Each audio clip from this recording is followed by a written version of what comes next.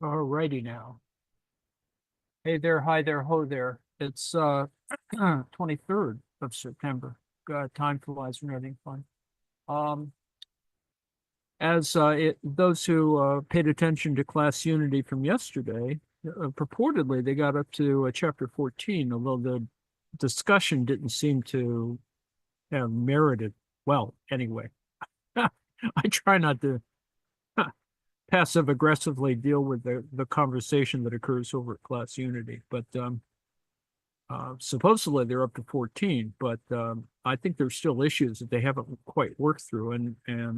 Well, I'm not grading them, so the hell with it. But there's still a lot to read, and I think there's some key elements. Oh, on another note, and I haven't quite decided whether I'm going to set aside a separate time or set one of the dis and dats to do it. Frederick Jameson passed away 2 days ago, and it's just interesting to me to see everyone sort of drag out their favorite little passage from Fred's work, and everyone was extolling how many, whatever. It's a good teacher. Let's just the first thing is a good teacher. Let's put it at the very basic element there, and obviously well read. Um, and adept both in German and French, and what else? He made Marxist humanism at least a little bit more reputable, and he was very engaged. It's a picture of him with Yasser Arafat, which was quite amusing. I'm not quite sure where that was from, so what event that was from, but that was.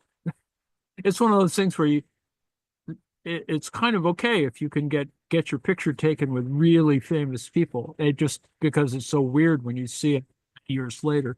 Anyway, so we may go through some of those things because I felt it was sort of interesting to see what other people, the little quotations that everybody sort of picked of Fred Jameson's work, and that was interesting. So I may do a little thing on Fred Jameson.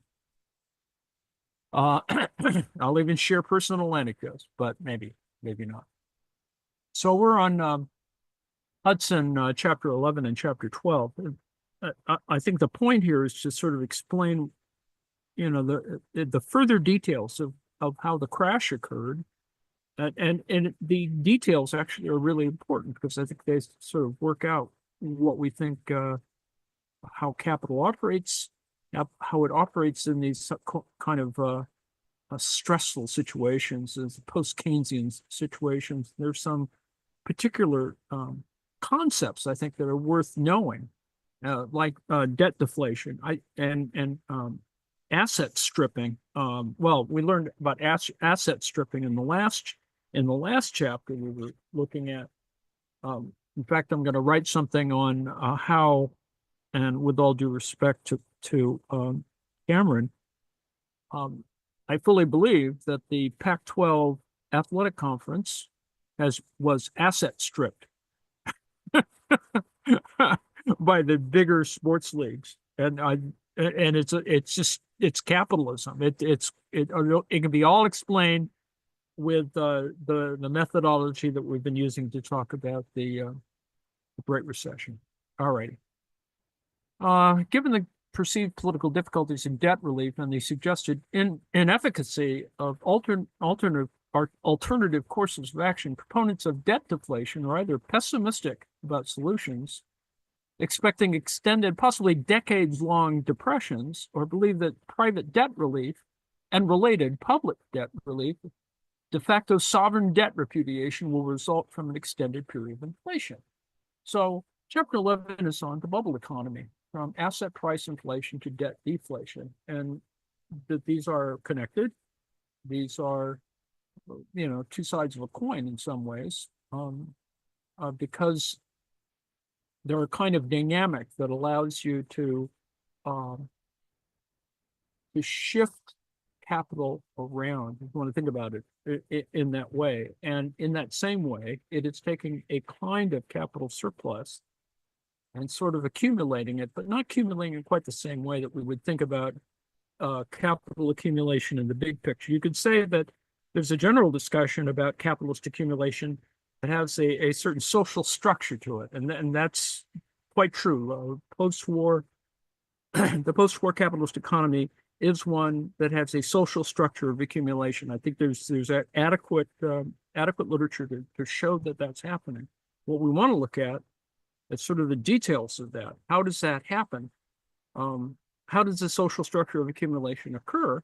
And can we use it to do other things? That is, to create revolutionary potential, revolutionary subjectivity, et cetera. And I think you can. But this requires a certain amount of literacy of one kind or another.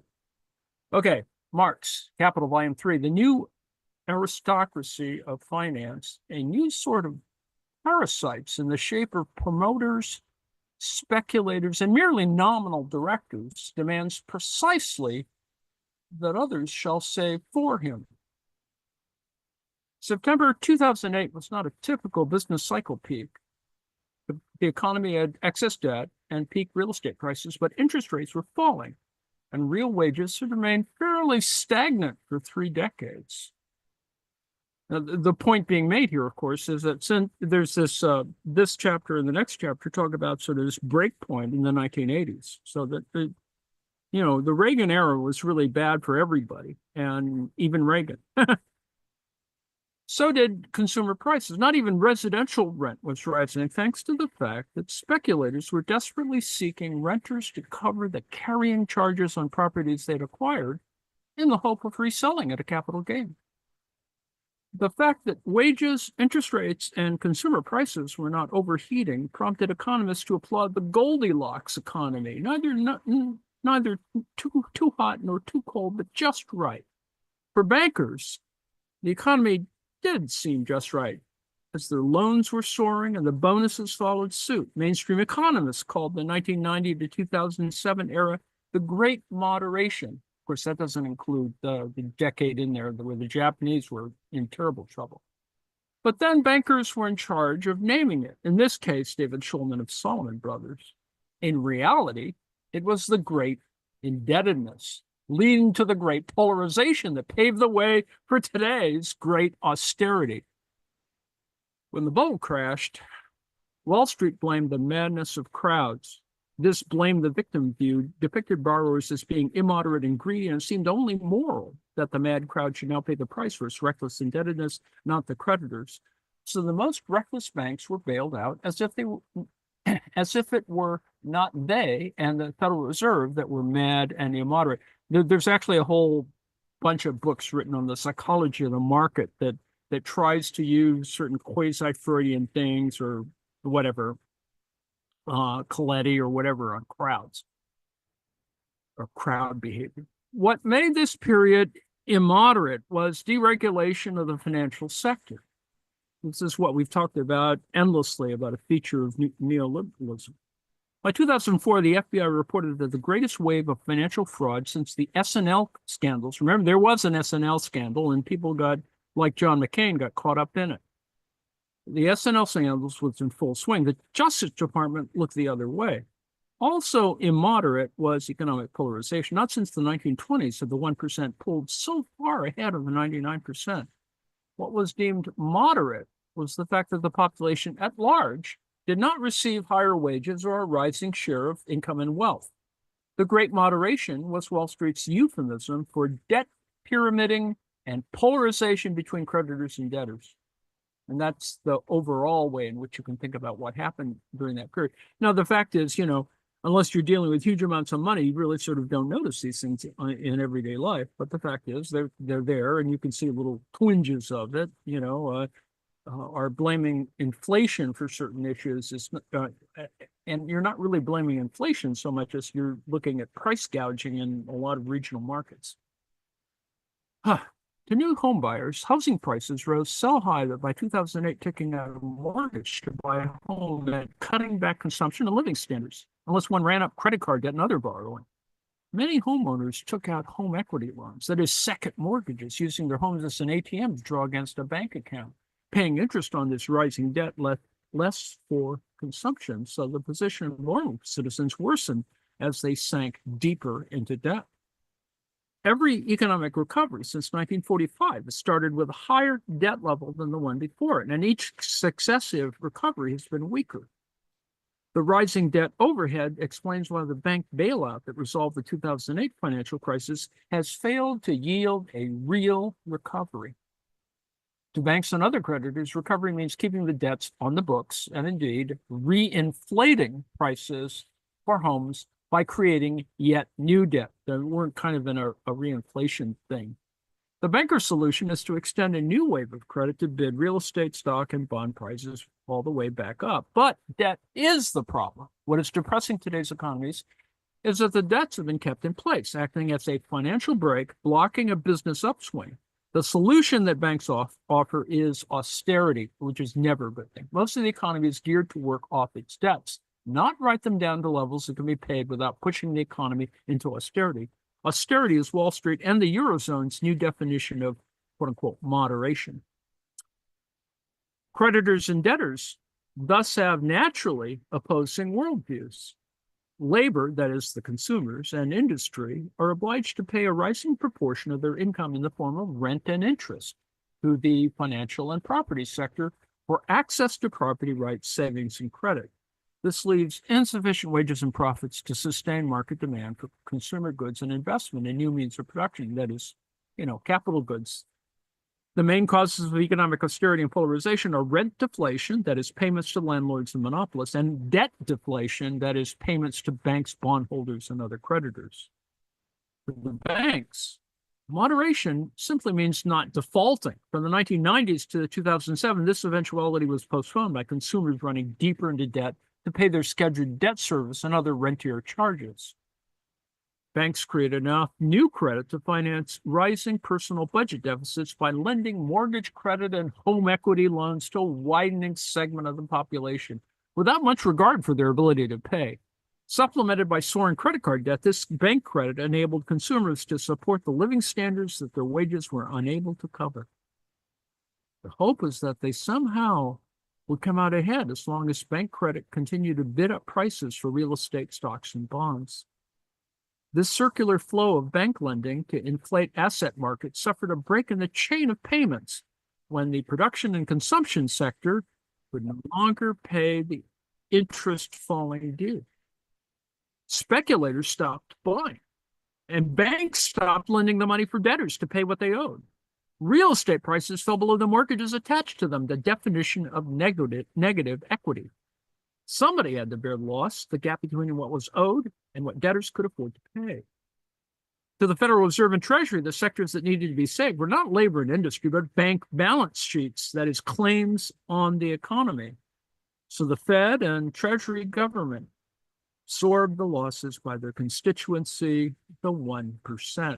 Wall Street made an ideological about-face to applaud what it had long attacked, rising government debt and deficit spending. Its endorsement of central bank money creation was inspired not by charitable feelings toward the economy, but by self-interest. Government deficits are deemed good as long as they're spent to bail out banks and bondholders. They're only bad when they're spent on labor and the quote-unquote real economy. Federal Reserve credit, quantitative easing, which is what's going on right now with the interest rate announcement, is good if it helps inflate asset prices for the 1% and improves bank balance sheets. But public money creation is deemed irresponsible if it spurs recovery in employment and wages, helping the 99% break even and recover its former share of national income and wealth. Some of that is actually happening with the Bidenomics, so-called Bidenomics. Rising asset prices for real estate, stocks, and bonds are good because they increase the power of the 1% over the rest of the economy. Rising wages and commodity prices are deemed bad because they threaten to erode this power of debt over the economies.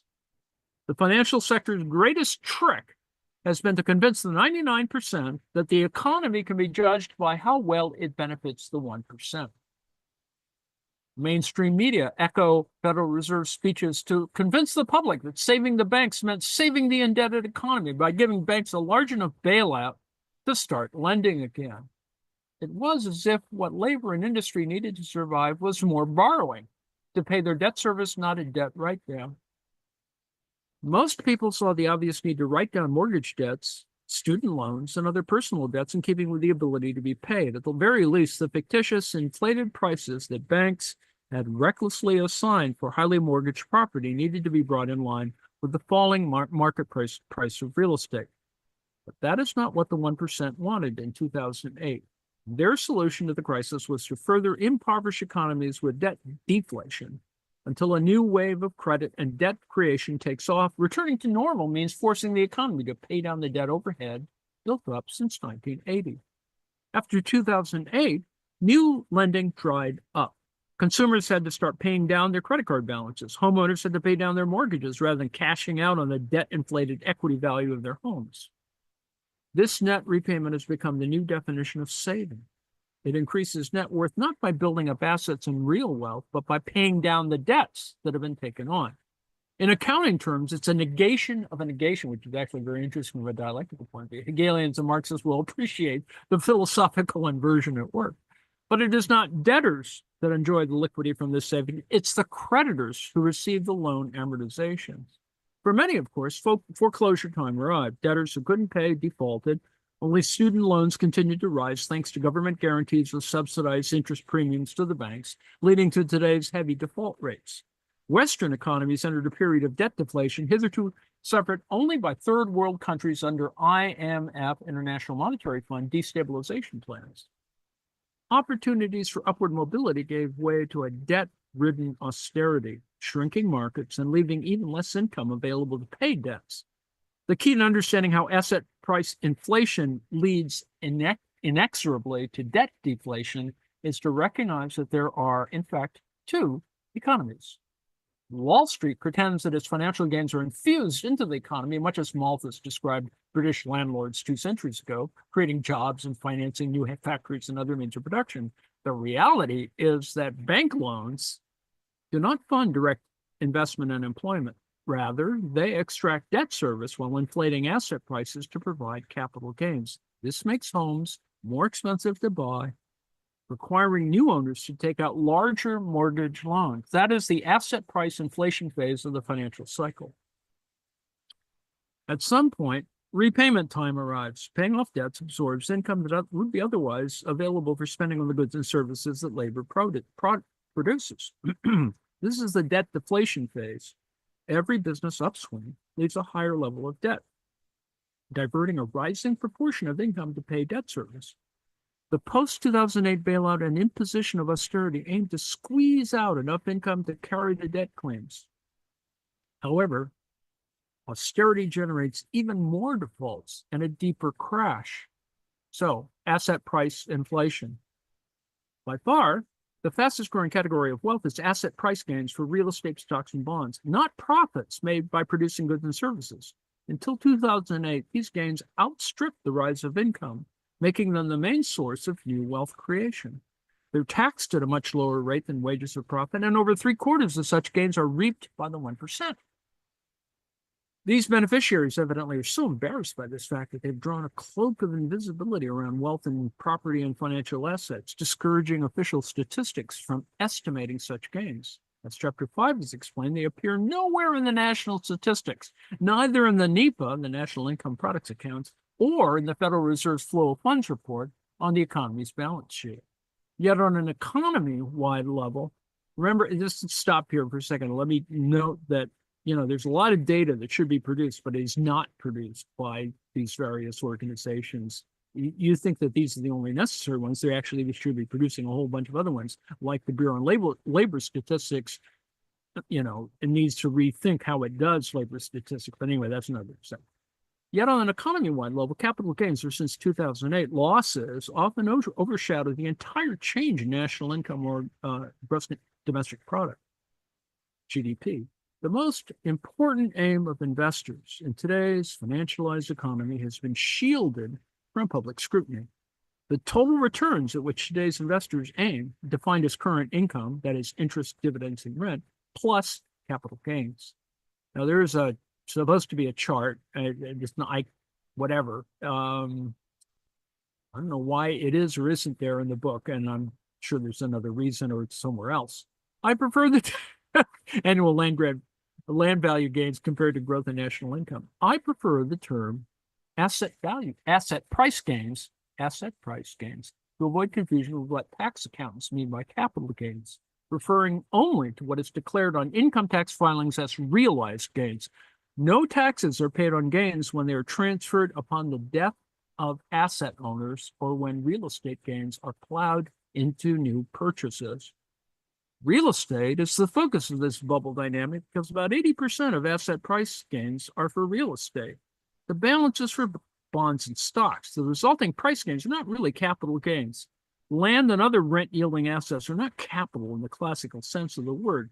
Man-made means of production whose value reflects an actual cost of production. Land has only a market cost of acquisition, and that is based on how much banks will lend against it.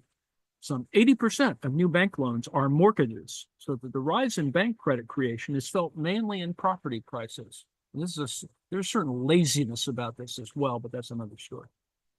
In contrast to industrial profits, capital gains are the product largely of the wave of asset price inflation. That is the wave of bank credit on easier terms for debt leveraging. Since interest rates began their 30-year decline in 1980, a financial wave of credit has enabled borrowers to buy these assets and their flow of incomes with higher amounts of low-interest credit. Price-earnings ratios rise when interest rates fall. Making such gains, therefore, is different from earning them by labor and enterprise. These profits are what 19th century writers called the unearned increment, especially when they accrue for the land's rising site value. Now, here are 10 dynamics that led the economy to focus on asset price gains. Number one, rising site value for land from prosperity, infrastructure spending, and population growth. Number two, the exponential growth of credit. Number three, declining interest rates raise capitalization rates. Number four, pension fund investment in the stock market and real estate. That's a huge institutional component. Number five, tax favoritism for capital gains and inherited wealth. Number six, lower amortization payments culminating in interest-only loans. Number seven, lower down payments. Number eight, teaser interest rates with charges exploding in 3 years.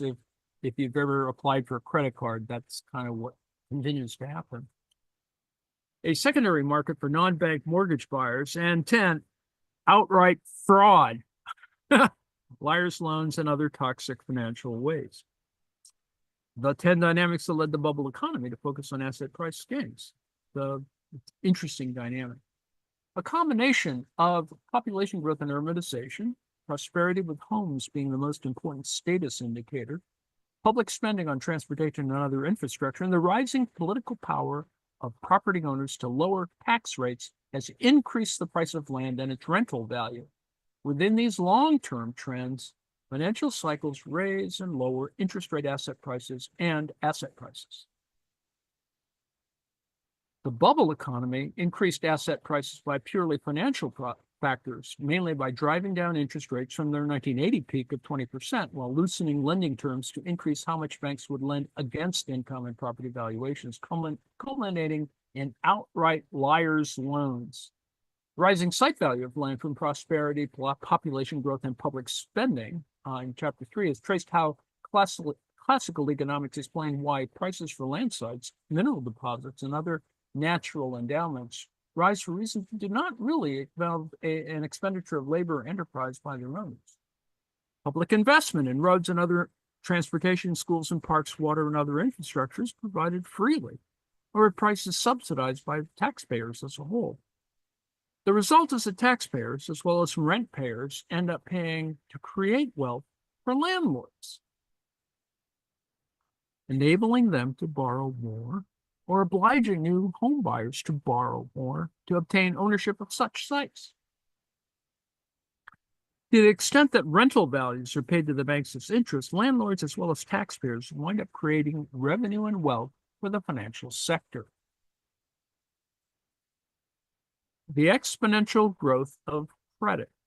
Capital gains are fueled mainly by debt leveraging, that is, buying with as little of one's own money as possible. As financial wealth mounts up, banks compete for new business by loosening their lending terms. The process becomes self-feeding as property prices rise. Speculators and homeowners are willing to pay their banks the rental value, hoping to get a capital gain. The logical end is reaching to the point where the financial carrying charges absorb all the rental income or profits. This willingness of borrowers to pay all the rental income to creditors is the driving force behind asset price bubbles. Some of this is also fear, inertia, risk, whatever. Declining interest rates raise capitalization rates. The capitalization rate is the reciprocal of the interest rate. At 5% interest, a $1 million net annual rent will support a $20 million interest-only mortgage. At 4%, it will support a $25 million mortgage. So as interest rates fall, a given flow of rental income will support an even larger loan.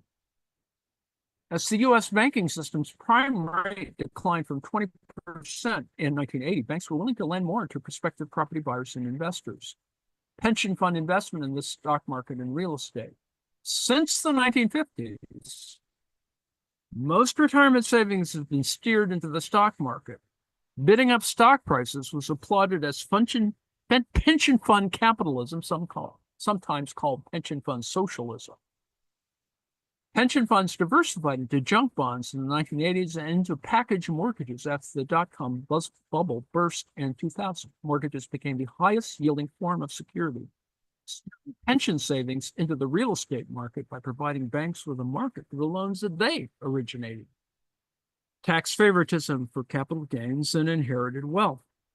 When the U.S. income tax was inaugurated in 1913, capital gains were taxed as normal income. The logic was that a price gain for a stock, bond, or real estate builds up the owner's net worth, just as savings do out of wages or profits. But by 1921, financial and real estate lobbyists succeeded in getting taxes on capital gains lowered to 12.5% for assets held at least 2 years. In 1934, the capital gains tax was further reduced, and the Eisenhower administration cut the rate to 25% in 1954, where it remained until 1967. The Reagan-Bush administration eased it yet even more, especially for real estate. Landlords were allowed to pretend that their buildings depreciated in just over 7 years, creating a fictitious charge that offset the rental income. This made commercial and absentee real estate basically income tax-free. Real estate gains are not taxed if they're reinvested in new property acquisition. Many European countries do not tax capital gains at all. British landlords can evade taxes by holding their property in an Isle of Man account or other tax avoidance enclave. This favoritism has enabled real estate fortunes to be built up largely free of income and capital gains taxes. When owners die, all tax liability is forgiven, and the heirs continue this buildup. No wonder the 1% now controls the lion's share of U.S. wealth and income. Lower amortization payments culminating in interest-only loans. Until the 1980s, the standard home mortgage was for 30 years. Paying off a loan at 1/30th per year is the equivalent of paying 3.3% of the principal each year. Freeing borrowers from having to pay this percentage enables it to be capitalized into a larger loan value. At 5% interest, a no amortization loan raises the mortgage potential by 2/3. That is 3.3 divided by 5. At 6% interest, a loan principal can increase by 55%. By the time the real estate bubble peaked in 2008, interest-only loans had become increasingly widespread. Banks prefer loans not to be repaid, but simply rolled over, yielding interest year after year. Homeowners who paid all they could afford just in interest are not able to pay down the mortgage, having stepped onto a perpetual debt treadmill. Lower down payments. New lending practices called forth a new financial vocabulary. Providing 100% mortgages brought the market to subprime borrowers in the years leading up to 2008. Lending even more than 100%, up to 110%, enabled borrowers to obtain not only the property, but enough credit to pay the brokerage and closing fees, bank fees, and maybe even leaving enough to repaint and furnish the hope. Who could say no to these tantalizing giveaway deals? As the result of zero down payment was an infinite debt equity ratio. So there was also low teaser interest rates with charges exploding in 3 years. Banks wrote mortgages with initial interest charges low enough for low-income borrowers to sign up, but which exploded the high-risk rates in a few years. Alan Greenspan downplayed the danger of such contracts by pointing out that many Americans move after 3 years, so the debtors could escape by selling their home to the proverbial greater fool. This worked until even fools stopped buying in 2008, or at least banks stopped lending to fools. The game was up. A secondary market for non-bank mortgage buyers. Mortgages traditionally were held by the savings banks, S&Ls, and commercial banks that made the loans. Holding these mortgages as a source of revenue over and above interest payments to depositors made these institutions prudent enough not to overlend against real estate that might lose value and cause the bank's portfolio to fall below what was owed to depositors and bondholders. Now, Freddie Mae and Fannie Mae and Freddie Mac were created to foster a government-insured market for packaged mortgages sold to institutional investors, that is, pension funds, insurance companies, and even for German Landesbanks. The aim was to make mortgages liquid, that is, saleable among institutions. More liquidity, you see, this isn't what really liquidity is supposed to mean, but more liquidity meant a larger flow of savings to be lent out to inflate property prices. Much as pension funds had bid up stock prices since the 1950s, they repeated this experience in mortgage lending by the late 1980s. Outright fraud, liar's loans, and toxic financial waste. I'm just going down the list. When a bank makes money by selling the mortgage loans it has originated rather than keeping these on their own books, its interest in avoiding default disappears. It's much like a fly-by-night retailer selling the cheapest products it can at the highest price so as to maximize its profits as quickly as possible, and then moving on. Kind of like a spirit store. Some stores will buy substandard merchandise and try and sell it as genuine, from patent medicine to food coloring that turns out to be poisonous. Such fraud can be cured only by public regulation and quality control. A home or office building, stock or bond. Hello? Yeah, I was going to say, this is where the term, the acronym IBG-YBG. Yes. I'll be gone, you'll be gone. Indeed. You can get it off the book. IBG-YBG. A home or office building, stock or bond is worth whatever a bank will lend against it. The limit traditionally was set by the ability of the asset's income to cover the debt service. If that rule had been followed in the bubble economy leading up to 2008, there would have been little solvency problem or need for bailouts, except perhaps for short-term emergency credit in a normal downturn. But liar's loan mortgage applications were doctored to report fictitious income, and banks employed property assessors who gave fictitiously high property valuations. Loans and hence home prices lost reference to the ability to pay or rental value. Next section, how financial bubbles raise the break-even cost of labor. Rent and interest add to the cost of living while diverting revenue away from the circular flow of production and consumption spending. These financial charges thus simultaneously deflate market spending while adding to the break-even cost of living. What makes American labor so high cost is the monthly nut that wage earners must spend to carry their debts and to pay for housing taxes and health insurance. Prior to 1980, the rule of thumb was that bankers should approve mortgage loans only if the cost of housing did not exceed 25% of the borrower's income. But the new Fannie Mae FHA guidelines permit mortgages to be guaranteed if they absorb all the way up to 43% of household income.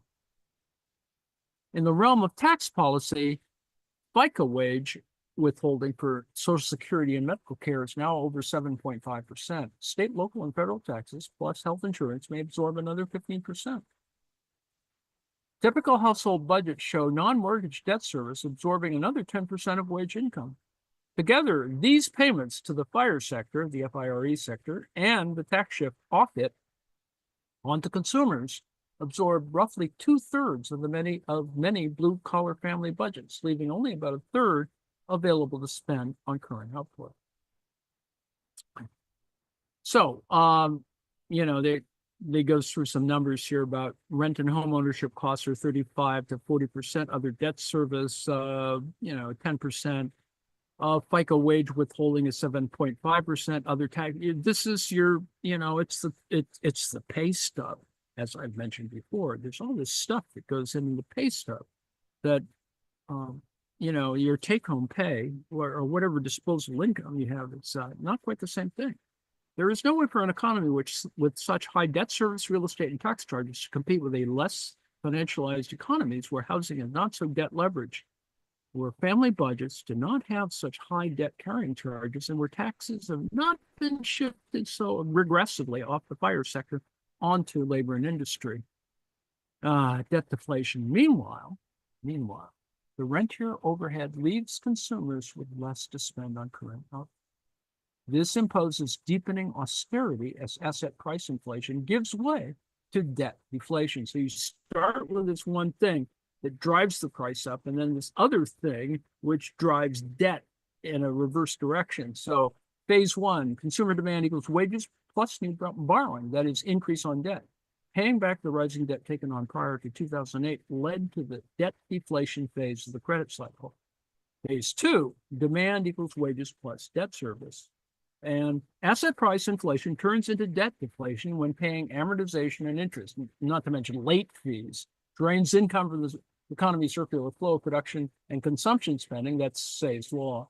This slows growth. The economy tapers off while the volume of credit and debt grows exponentially. Carrying this rising debt leaves less available to spend on goods and services, while government tax revenues and new money creation are paid to bondholders instead of being spent on public infrastructure, education, health, and other social programs. You can see there's stuff that's not evening out relative to the total economy.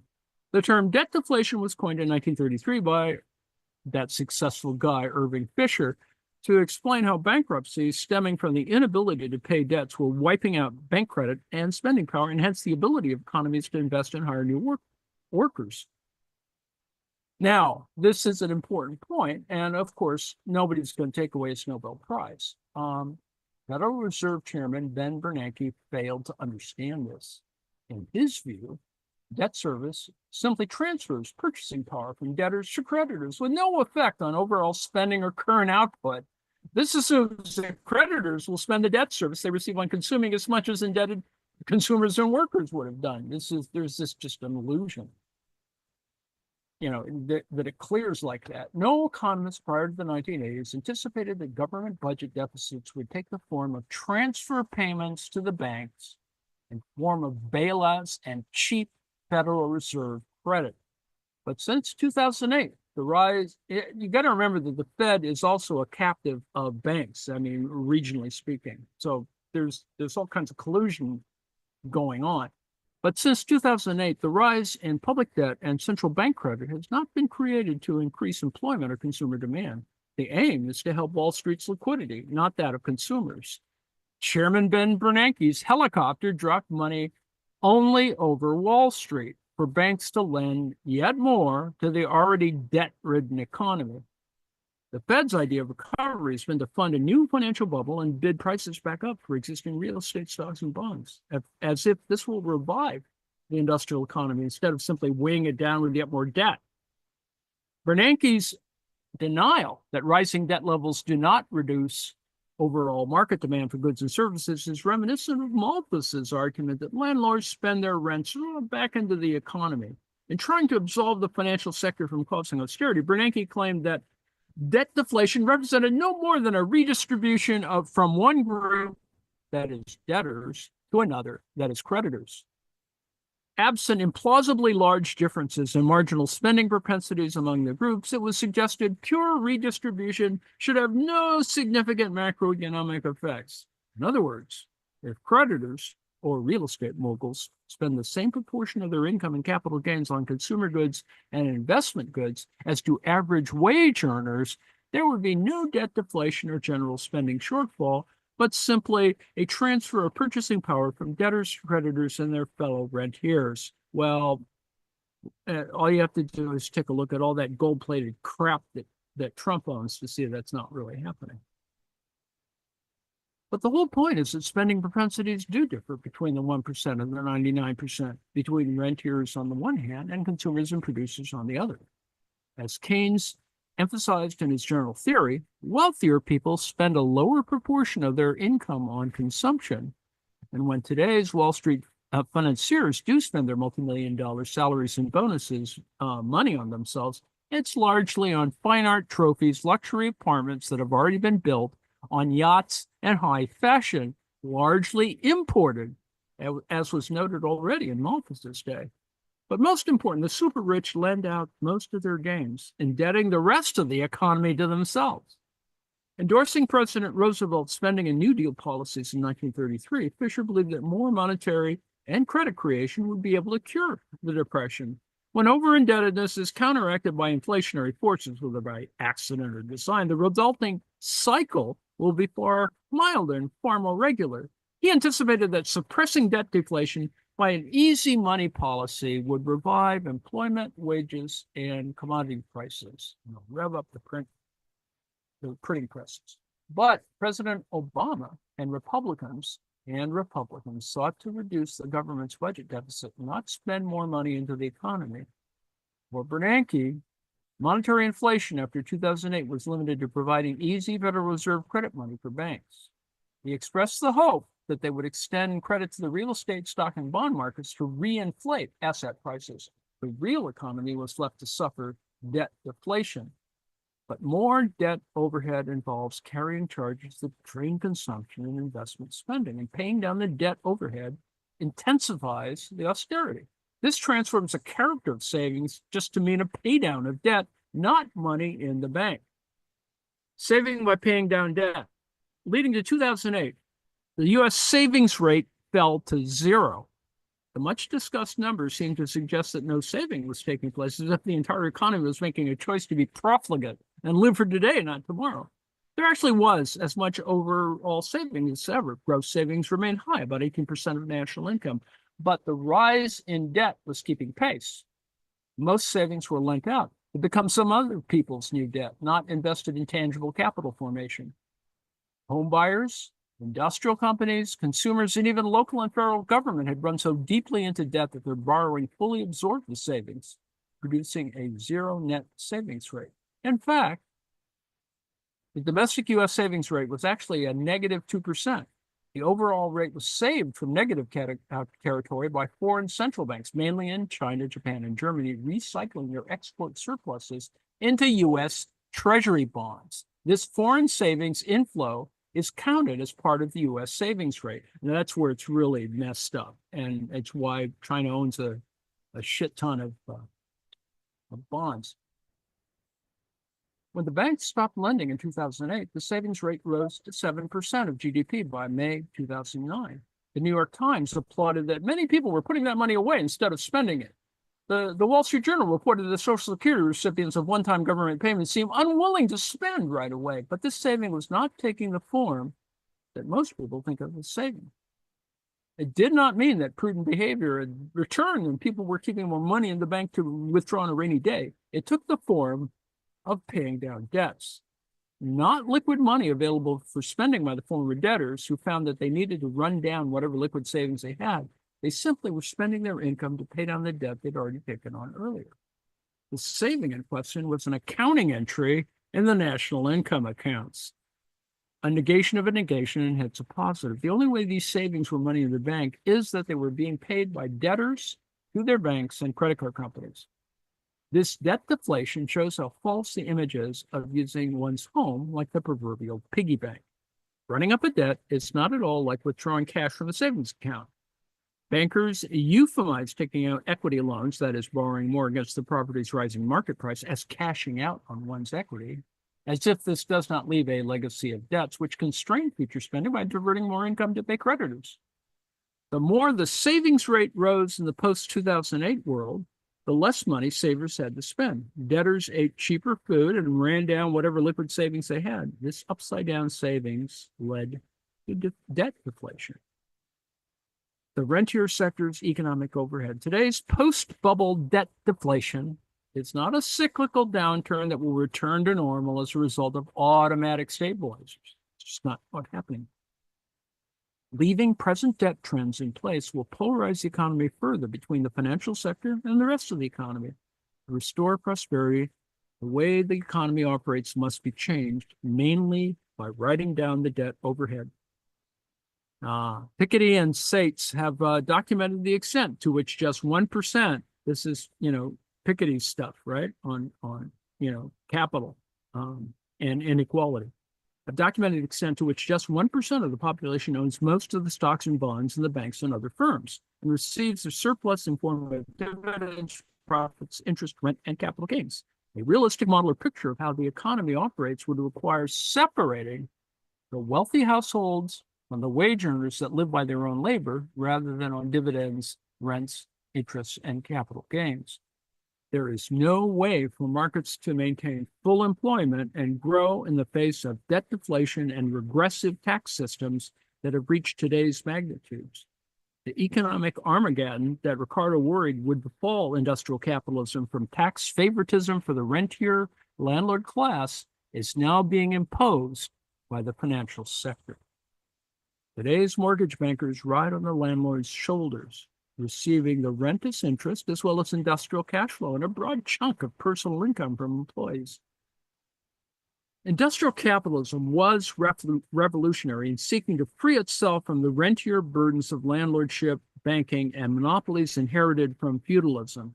But instead of classical reform succeeding, the financial sector has captured government policy to subordinate industrial capitalism to finance capitalism and its rentier allies. This is what, Giannis is talking about, techno-feudalism, right? It's the same damn thing. The political problem is that bankers and bondholders don't want to lose what they have, even when their gains cannot be maintained without plunging economies into austerity, because that's the only way they can collect the debts they promoted. The following chapters describe how the inversion of economic democracy and prosperity was achieved from the United States to Europe.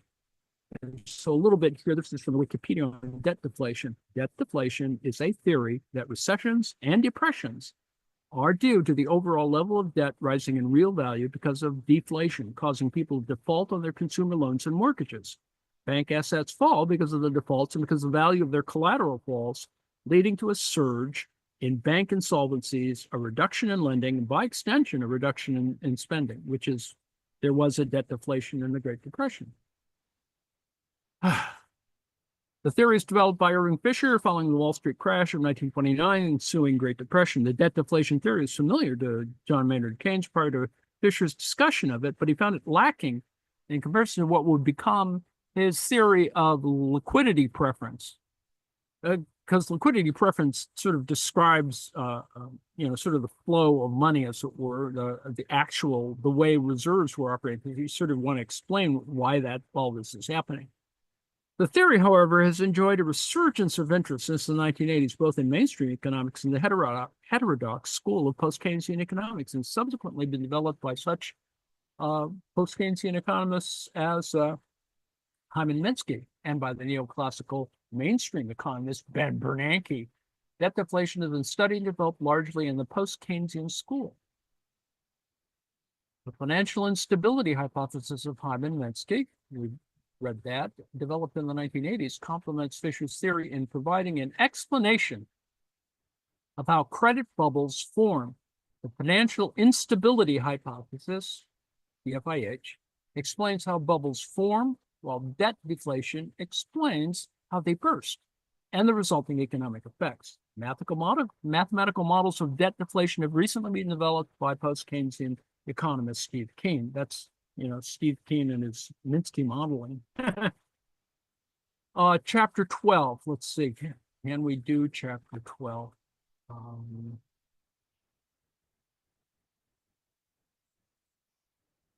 Well, I've achieved the 6 o'clock moment. That gives us an hour to yak or me to yammer on for yet another 40 minutes.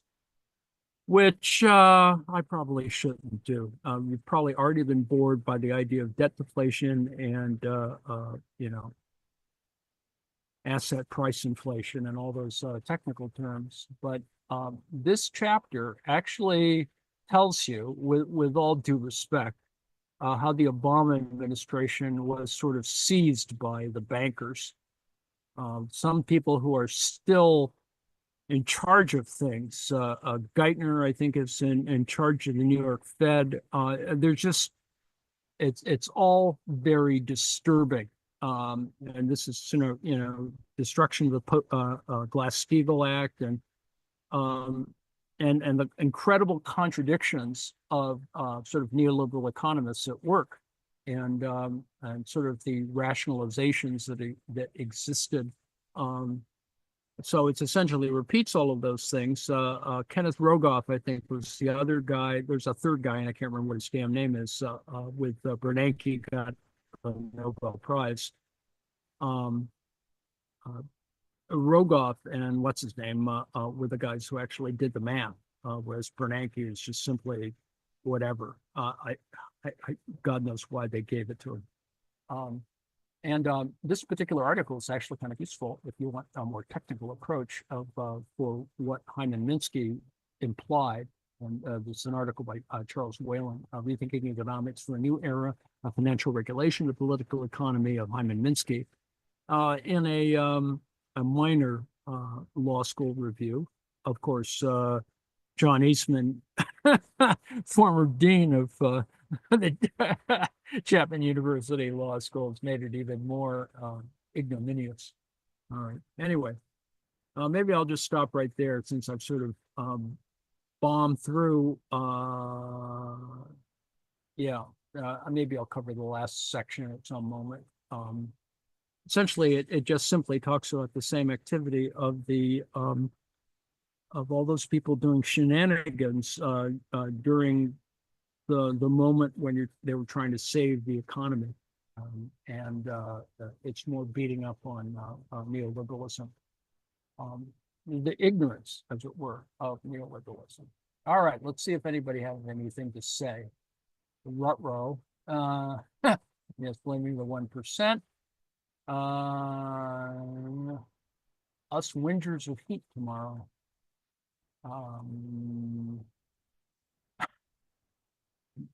Joe has an experiment. I don't know what the hell that means about heat. The SNL crisis, yes, the savings and loan scandal, which was built on Sunbelt SNL companies, and there were corrections built into that. It did produce a phenomenon where savings and loans sort of morphed into banks, but they weren't quite banks. And now they are, but there's a whole thing that is ambiguous, as it were, in the U.S. economy anyway. Let's see, anyone else? Well, okay, that's pretty much. I have a question. Oh, carry on. So he said, Hudson said in there that leading up to the 2008 crisis, the official savings rate was very low. Yes. But he said that made it look like savings wasn't happening, but in reality, it was. Well, yeah, it's a kind of sleight of hand that, there's been a sort of ignorance about savings rates. I don't know. I think of it as an ideological bias against savings. That's always sort of an afterthought. With respect, I mean, it's just an ideological thing. It's not about. It has to do with, I think, the definition. Well, it goes back to the definition of what wealth is. I mean, you sort of have to rethink what wealth is relative to savings. Savings rates don't mean anything after a certain time period. That makes sense? They don't mean anything after a certain time period. Well, they don't. they're good to measure certain, a shorter time period, but they don't, um, let's see how to describe this. I don't want to have to go through a whole thing on this. It's like ISLM curves. It's like they they have a lesser effect. They're not as important. Let's just put it that way. Hmm. And Steve Keen seems to always say that, when you save money, you're taking money out of the economy. Well, Is that what, does he say that? and I think so. Yeah. It's this. There's this kind of pejorative about hoarding, and yet, um, you could say that people who over diversify are not hoarding, but they are. You know. Yeah, I mean, just because somebody invests in stocks in addition to a savings account, doesn't mean they're not hoarding wealth, right? That's correct. Yeah. And because it's in these complex things, it's harder to measure. I mean, it's just hard to measure. Is that part of what was going on? Is like, they were taking whatever people were saving, the banks were taking whatever people were savings and then just turning around and That's right. reloaning it so that it turned back into, it was like feeding debt. That's right. They were repackaging Yeah. shit. This is the whole subprime thing. They're just making up all these things, and they assume that it would all be, that it would never come due or whatever. That there wouldn't be any accountability for it, and yet it I'll did. be gone, you'll be gone. I mean, I'll remember also after the crisis. I mean, because you were talking, you mentioned this, that people they were saying, "Oh yeah, the savings rate was really low," but really it wasn't low. It was that people were actually using what money they had to pay down the ridiculous debts and credit That's right. cards and all of that. That's So right. in actuality, when you have $10,000 in credit card debt, paying that off at a 22%, interest rate is much better than putting that money into a savings account. Yes. Oh, yeah. So, but yes, but technically it's not considered savings. So from an accounting standpoint, it's considered, paying down debt. I mean, it doesn't have the same value, but I do remember that when people were saying, I do remember them talking about that. Like, people are not investing. Oh, well, they're not, because that was part of the slowness of the recovery was people weren't buying stuff. They were using, what money they had to basically lower how badly leveraged they were. And that was, I mean, I guess you could argue, well, that did cause for, that made a slower recovery. I don't know if that's true. I have no idea. Well, it depends how People had to. I mean, they had to pay down the debt. They had to. That's right. For all kinds of reasons, and then there's other contingencies, and that appeal to certain political entities, right? Donald Trump complaining about electric cars. Yes. It seems absurd on the one hand. On the other hand, you can see ideologically where that's going. I mean, it's actually Well, to buy an electric car, they just cost more, and there's a whole bunch of other things associated with that, with Right. more expensive electric vehicles. Now that Eventually- Elon Musk is his best friend, he's changing his tune. Oh God. So what exactly did Dodd-Frank solve from all of this? Well, it's just an intermediate solution. That's all. It's like it sort of put guardrails sort of in a little bit, but it's just a Band-Aid, another fucking Band-Aid. Right. So it didn't really, and there's no political appetite to reinstate Glass-Steagall. No. You have to get right in there and do some really major overhaul, and nobody has the, cojones to do it or whatever. Right. Because they're It's getting just too much money from the banks to not do it. Warren, explain it all for us, please. Which part? All of it in a All- nutshell? All of existence, Warren. Okay, all right. Here I go. I'll attempt to keep it brief. This might take a while though. That's a joke. Um, yeah, basically, just remember, 70% of Americans can't afford that $1,000 emergency. That's 230 million Americans paycheck to paycheck. So Yep. that's why there's no liquidity. Yep. That's a huge number, and CNBC has broadcast that number. That's real. Yeah. So the number of families with discretionary income is small. Like that top 1%, it's actually more than that. When you think about the pension funds and people that participate in pensions, like it's quite large. Oh yeah. It's probably about 20% of Americans participate in a pension. You're overlooking that. And then you have to think about where the pensions are investing. Yep. More pensions are investing in private equity vehicles, a secondary market, and into hedge funds. And Yeah. the people that control the pensions hate the guys that work in the hedge funds. Mm. They literally hate each other. I got this straight from Wolf's son. So it's literally it's a bad situation all around. And like I had this guy today, and I was talking to him about like he's trying to invest in AI, and I was like, "Are you having any luck?" And he was like, "Not really. It's hard to find it. The amount of money that's being thrown at AI is Oh, insane. Is stupid. beyond it's crazy money. Stupid. Yeah. Absolutely. Yeah, it's like yeah.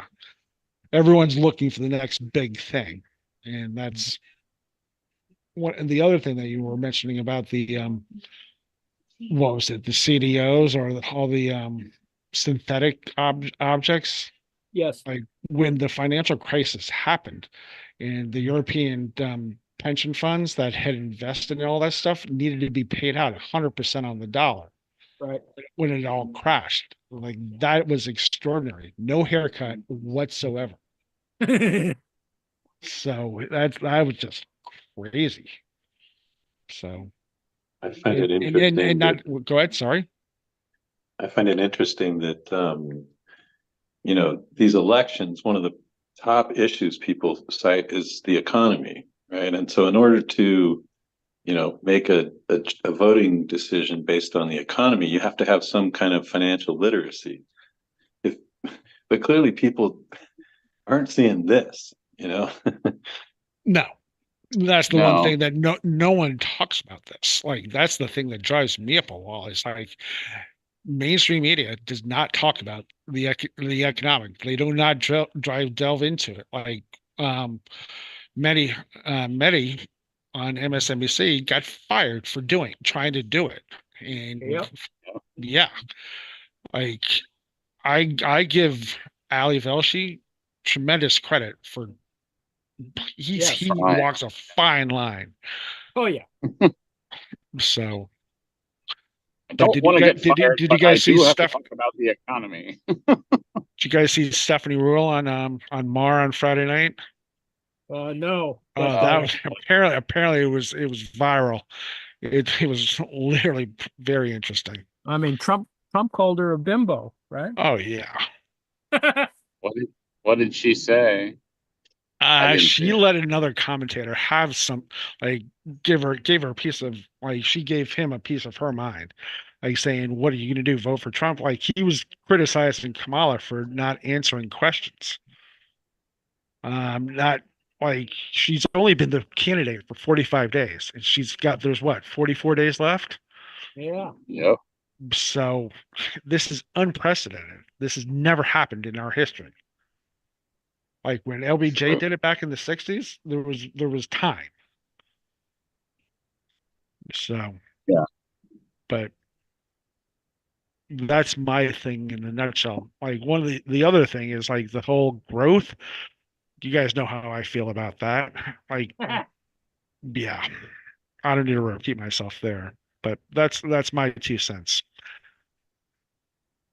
Good 2 cents. There, I mean, major changes could happen, but we need to have a much bigger conversation about it.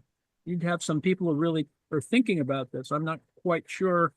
Well, it's very clear that you would not get that in a Trump administration, but I'd like to hope that we'd move further in that direction. Yeah. It's just amazing that Trump, like, that's his strongest in polling. That's his strongest, Huh. quadrant or whatever. That it's he polls strong on the economy. It's like, what? This, and people just, the last year of the Trump administration, it's just like total amnesia. Yeah. Well, things were better then. When were they better? Oh, really?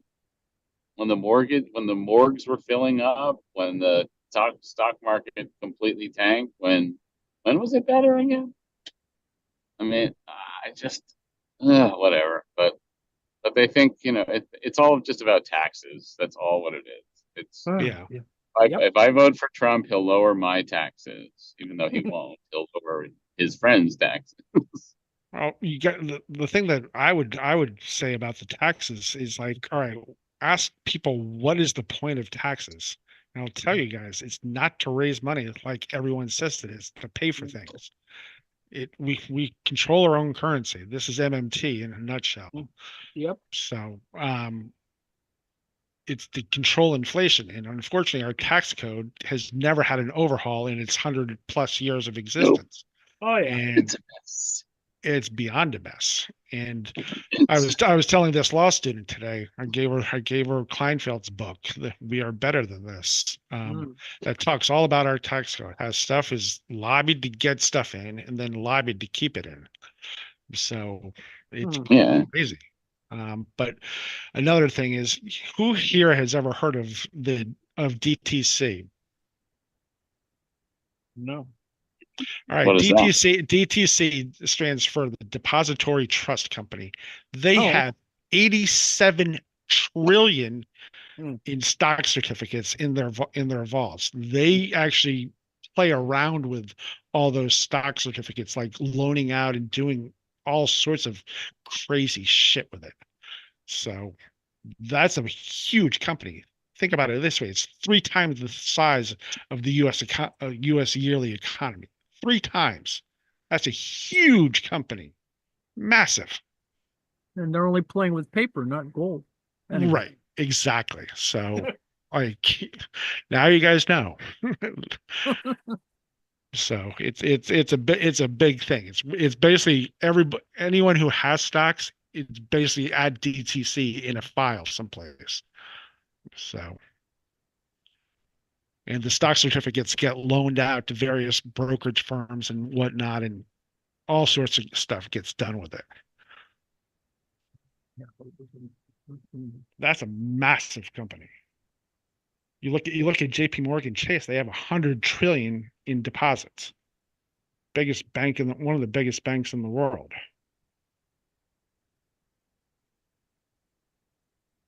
I don't know how much Barclays has, but there's other huge banks out there.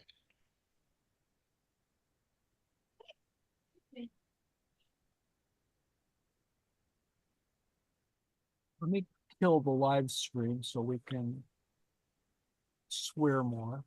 Sorry, did I drop any bombs? No. I was trying not to.